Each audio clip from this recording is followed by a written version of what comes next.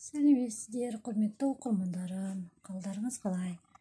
Үйде тұрып міне мен той бастары жасап шықтым. Қазақи үлгіде аяғымен қазақи орнаментпен бағалап кетіңіздер.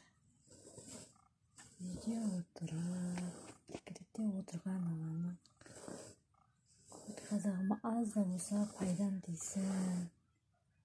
Бәріміз қолда жасап үйреніп, тапсырыс беріп үйренейік. Жасап берем, тапсырып берсеңіздер. Қазақи орнаментпен матовый велюрдан аяқтарын жасадық. Ұнаса лайк басып, подписать етіп бөлісіп отырыңыздар.